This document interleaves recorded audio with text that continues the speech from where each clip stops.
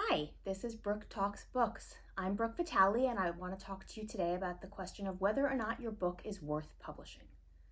Let's be honest, it's not an easy question to answer. There are a lot of factors that go into deciding whether or not you should pursue your book. And one of the biggest ones for you is whether it is just a passion project and you want to get the book out there, or whether it's something that you actually want to make money on. So for the sake of this talk, I'm going to assume that it's something that you want to make some money on. As a self-published author, you're facing an uphill battle. You don't have the resources that a traditional publisher has. You can't get the books into the bookstores. You don't necessarily have space to do ads. And you're not going to hit tables at stores. You can't promote in the same way as them. You don't have the money that they have, which means that a lot of self-publishers are sitting in the same space. You're all going out to Amazon, you're all going out to Facebook, and using all of those resources to market, but a lot of times you're hitting the same audience. So the first question you really have to ask yourself when it comes to deciding whether your book is worthwhile or not is what makes your book different? What can you do that's going to differentiate yourself from every other book out there on the same subject that you're publishing into? And for that matter, are you publishing into a subject that has already been seriously published into? There are a lot of subjects that are evergreen. No matter how many books come out against them, they seem to do well. Stories about farms, stories about bedtime, pirates, friendship, ABCs. These are themes that children know, it's themes that they are familiar with, and so parents continue to buy and buy and buy against these books. And there's nothing wrong with that. Of course, if you're in that area, again, you want to do your research, you want to make sure that you're not putting out something that's very similar to another book that's out there. But then there are trends, and these are the ideas that come and go quickly, and for whatever reason, they get seized on tightly. Sometimes we know what that reason is. In the last year, I have edited 8 coronavirus books. This is not a shock. It's something that's on everybody's mind, and it's something that we want to have a way to speak to our children about. That being said, I have also edited 4 books about kids going to outer space, 5 books about choosing a career and what your different career options are, 3 books about self-love, 6 books about mindfulness, and 6 books about being in touch with your feelings. I've done 6 books about the first day of school and 15 books about kids traveling to different countries. That is just me in the last 12 months. So if I'm seeing that many things in one area, I can only imagine what other editors are seeing as well. So that brings you back again to doing your research, finding out what else is out there and what you're going to be competing with. So how can you do that? As a self-published author, the chances are good that you're on a platform with a lot of other self-published authors. I know that there's a great community on Facebook, for example, and they all talk to each other. So talk to the other people who you're in contact with in regards to books. Say, who's doing a book on this subject? What do you have coming up? You might be surprised at what you find out. And that might give you insight to the fact that either your area is completely overrun or soon will be, or that there's nothing happening there. And if that's the case, is there a reason that there's nothing happening there? Is nobody seizing on that because they haven't seen the opportunity? Or is nobody seizing on it because they've tried that and it has just failed miserably? Once you start to get that information, think about how everything's timed. Are you looking at coming out with your book at the same time as 7 other books you know of on the same theme? If so, can you shift your book a little bit? Sometimes you can and sometimes you can't. If you're tied to a very specific theme, obviously you're going to be stuck in a window. If you're Mother's Day, you want to be on those shelves in May when a book comes out. But if your book is more generic, think about shifting so that you can gain the popularity at that moment. As you know from publishing on Amazon, it's all about getting that bestseller status in the little niche categories that you can put your book into. But if your book in that same week is going to the same niche category as 7 other books, you're fighting against each other for that bestseller status. And it's going to make it a lot harder for any of you to achieve it. So the next thing to consider when you're talking about whether your book is worth publishing or not is whether your book is going to be dated soon. So I said earlier that I've edited a lot of books on coronavirus and that's not surprising. And the wonderful thing about self-publishing is that you have done something as a self-publishing community that the publishers haven't been able to do. Traditionally speaking, it takes 2 years for a publisher to put a book out from the time it's acquired until the time it hits a shelf. For self-publishing, that can be done in a matter of months, which means you've been able to seize on this opportunity and get books out there that publishers aren't able to. And at the beginning of the coronavirus bubble, that was a great thing.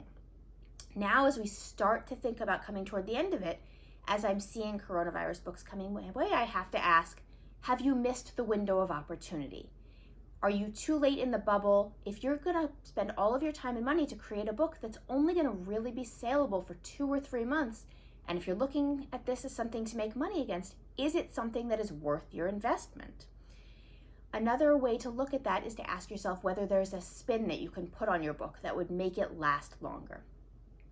So for example, if you were timing a book to the upcoming Olympics, that would be great in the moment. You would have all of the hype around the Olympics to push your book, but as soon as the Olympics were over, the book would be over too.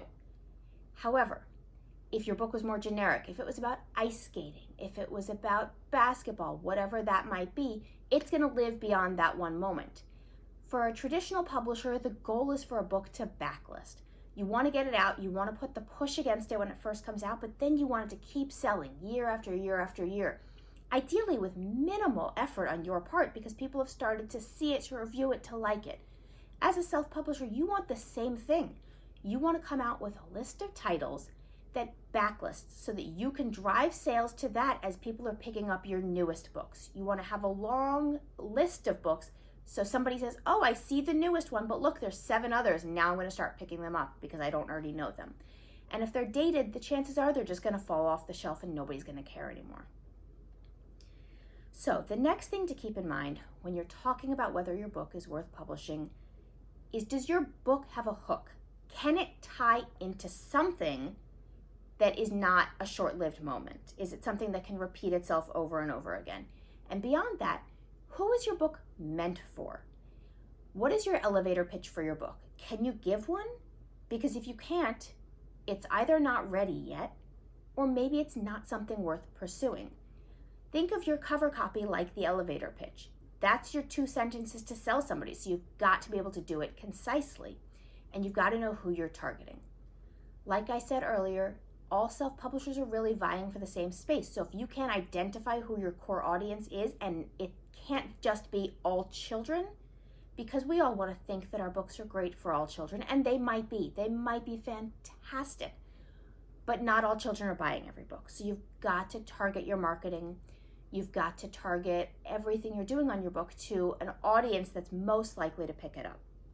And if you don't know who your audience is, if you can't narrow it down beyond kids are going to like it, you're going to have a severe problem with marketing your book. And that means you're going to have a severe problem with selling your book and making any of your investment back. So think about that hook. Think about whether it sits on shelf at a certain time. Is it tied to Mother's Day? If it is, does it say Mother's Day in it? Because if it says Mother's Day, it's going to be taken off the shelf immediately. But if it's just a mother and a child in the story, it's going to have more longevity after that. So give that thought. Think about the when of everything as you're planning your book. Because as I said before, shelf life is everything, and you need to make sure that you're planning for a book that has long shelf life. The other piece of that, of course, is that no book is going to have a shelf life if you can't market the book, because you're not sitting with a traditional publisher who's putting any of the effort in for you. And to be honest, even if you are, it's still going to fall to you to market the book a lot. So the question becomes, how passionately do you feel that you can go out and you can market your book? Selling books is not an easy job, especially in this day and age of everything being purchased online. It's too easy for something to just be glossed over or never even seen. So for your book to truly be worth going out and publishing, you have to be able to get out there yourself and push it in every way, shape, and form. You have to be able to walk into a bookstore and ask them to take it. You have to be able to walk into a library and ask them if they can do a reading, or walk into your local corner grocery store that sells 5 books and ask if they'll hold it. You need to be able to put yourself up at markets and call to people and ask them if they're willing to have you do interviews for the book. If that's not a thing you're okay with, if you don't feel like you can sell you, then I would think about not maybe doing the book, because selling you is really what's going to sell your book in the long run.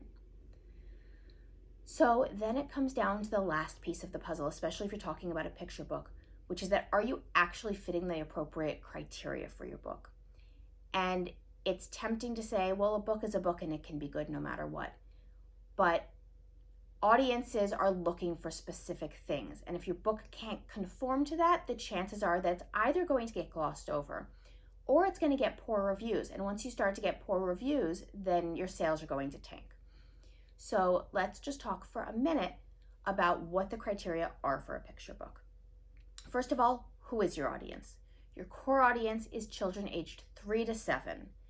I have heard a lot of people say, oh, my book goes up to 12 years old for a picture book. And while there's every possibility that certain picture books may be used in schools for learning, the reality is a 12-year-old is not sitting on the school bus reading a picture book, because they would be deemed babyish and they would be made fun of. So really, it is 3 to 7 with a secondary audience of parents, because keep in mind that the difference between a picture book and any longer book is that a parent is reading it to a child. And any parent knows every time your child picks a book you don't want to read, you try really hard to hide that book so it doesn't get found again. So you want to make sure that whatever you're writing appeals to both. Second of all, what does your word count look like? The traditional word count for a picture book is under 1,000 words. The sweet spot is really between 500 and 700 words. If you're coming in at 200 words, the odds are your story is not fleshed out enough for a picture book. You might be able to look at a board book, which is tough to do because they have to be printed differently.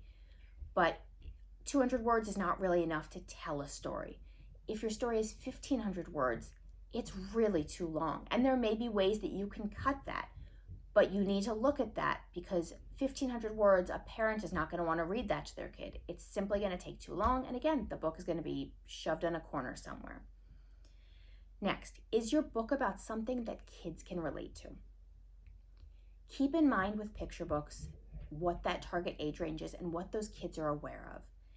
3 to 7 is a really broad range, and some kids are in preschool, some kids are in elementary school. Their life experiences are very, very different from each other, but they're also very different from an 8, 9, 10-year-old. So for example, a story about school is going to be fine. A story about light bullying might even be okay. But a story about severe bullying, a story about a child getting so isolated they want to hurt themselves, that's not going to fall to a picture book, because for the most part, it's not going to be anything that a picture book audience can understand. There is a reason that the themes that sell so well do sell so well. It's because young children understand bedtime. That's a part of their daily routine. They understand the concept of farms, because one of the first things that we ever teach them are farm animal sounds. What does a pig say? What does a cow say? So that is an area that they get well versed in. They understand their ABCs because we're teaching them to them. They understand the concept of friendship, because that's at the age where they're really starting for the first time to develop friends, to go into social situations. So again, think about whether your intended audience actually has life experience that can allow them to understand the story, or if you're doing something so over their head, they're just going to ask their parents what the book is about or not be interested because they can't understand it. And the last thing on a picture book is your book rhyming. We have heard time and again that most publishers do not want rhyming books, and it's not that there's anything wrong with rhyming books. The problem is that most rhyming books, they're not done well. So if you want to do a rhyming book, that's absolutely fine. Go for it, have fun. Kids love them. Make sure your rhyme is impeccable, because if your rhyme is not impeccable, your reader's going to trip over it, and again, you're going to get bad reviews, and then your sales are going to tank. So make sure that every beat is right. Make sure your every meter is right, because otherwise you're going to end up with a book that's just, again, not worth publishing. Now, the last piece of whether a book is worth publishing is not a question that can be answered without actually looking at a book. There's no good way for me to tell you, yes, your story is good, or no, your story is not good, without looking. So what does that mean? It means you can't be the only person who's looking at your book. Start off by all means, show it to friends and family, but keep in mind that your friends and family love you. They are going to want to tell you that your book is wonderful, and chances are they're not going to know the difference if it's not, because they don't have any experience in the area. So once you've done all of your self-editing and you feel like the book is in a good place, try to get together with a writer's group. Find other people who are writing in the same genre you're in. Get them to read your book. Do peer reviews, peer critiques. Start to shape the book, because they're going to see problems that you can't see. As an author, there are always things that you cannot see. As an editor, even when I write, there are things that I cannot see because you're just too close to the book. So work with other authors, let them point those out and fix them. And then finally, I would urge you, please get yourself a professional edit on your book. You are putting yourself out into the world with this book. You need it to be as good as it can be. And for that, you need somebody who knows the market. You need somebody who can tell you, this is not working, that is not working, move this scene here, cut that scene, put the dialogue in that character's mouth instead. That is the role of a professional editor, and their job, as harsh as it sounds, is to hack your book to pieces and bring it back together looking better than it ever did before. Because we're supposed to find every flaw to make sure that when your book goes out to the press, there aren't any flaws left. So with all of those things in mind, take a look at your book. Ask yourself very honestly, am I measuring up? Is this book worth publishing? And if you feel like it is, then go for it. And I wish you fantastic luck, and I cannot wait to see all of your books. I'll see you next time. Bye. Thanks for watching. If you liked what you saw, please subscribe to my channel. For more information on the services I provide, visit me at brookvitale.com.